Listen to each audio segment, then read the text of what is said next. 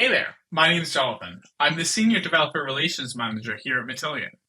Let us talk about getting started with a designer in the Data Productivity Cloud. We're going to chat a little bit about Project Explorer, getting a new project created and jumping into our main branch, building out our pipeline, connecting to our Postgres database to load data simply, and then what's next? What else can we achieve with the Data Productivity Cloud? First and foremost, though, let's quickly recap. We've already gotten signed up to the Data Productivity Cloud and invited our colleagues. That is covered in our previous video. Do watch that if you need to get started. Let's get to it. I've created my sample project here. I've done this by simply clicking the Add New Project button and then entering my Snowflake details for my Snowflake instance. Let's navigate into that project now. In the project, you can see that I have a main branch only at the moment. This is the branch where all published jobs are created. So if I want to create a schedule for a job, I create it from the main branch. Let's navigate into that main branch now.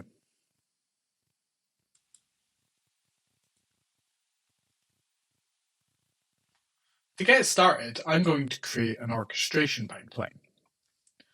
To do so, I create a new pipeline by simply clicking the Add button and then choosing Orchestration Pipeline. Let's give that a name. You now see the standard Canvas interface. We're going to add a Postgres component here to load from my Postgres database. We can do this either by clicking on the plus button or selecting components on the left-hand side, and simply searching for Postgres. In this case, it is the database query component we want. We can drag that onto the canvas like so. We need to connect the start to the database query component and then supply the required information. Note, the password is a secret. We're running here on a Matillion hosted agent in full SaaS mode. That means we need to give Matillion the details required to connect the database. If we click on the drop-down, you'll see I already have a secret stored. I called it Postgres password. Let's get all the details populated.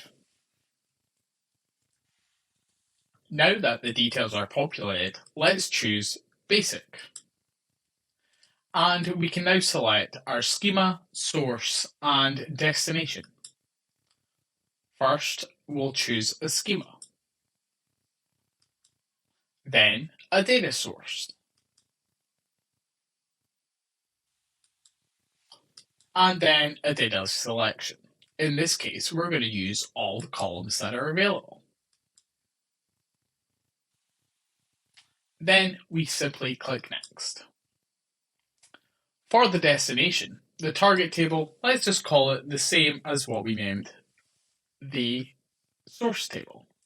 And for the stage, let's use Snowflake Managed. Now we can click Finish. And if we validate our pipeline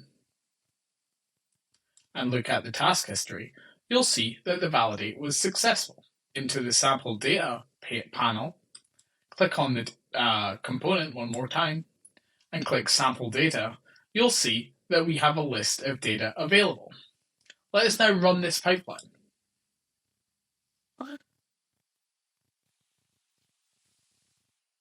You'll see that the pipeline has run successfully. Now, let's navigate to Snowflake to take a look at that data. We're in the Power Energy database and the JLOS schema.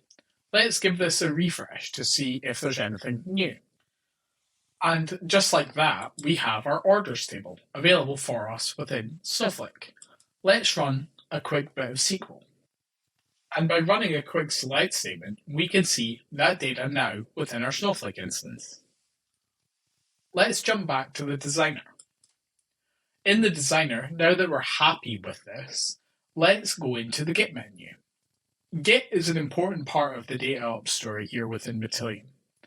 In the Data Productivity Cloud, because we're running everything right now within the main branch, we need to commit and push our local changes.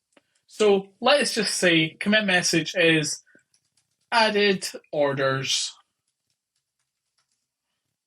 load. Simple. We'll commit that. And now you'll see the commit was successful. Remember that this commit has only taken place to our local branch. We now need to go into the Git menu one more time and push our local changes. We're going to leave publish changes off for now. And our local changes have now been pushed from local to the remote. So we've got our local changes up into Git. We've committed to the main branch and we've pushed those changes into the remote. Let's think about what's next. Well, we should probably think about a proper branching strategy, whether it's Git flow or feature branches. We should think about that realistically. We should consider publishing and scheduling. We'll talk about that a bit more in a future video. Transformations are a huge part of Matillion. It allows you to get your data in the right shape for what you plan to do with it. And then, of course, more loading. The world is truly our oyster. We can get data from loads of different sources into our data warehouse. So we'll have a look and have a think about where else we need to get data from. Thanks for watching.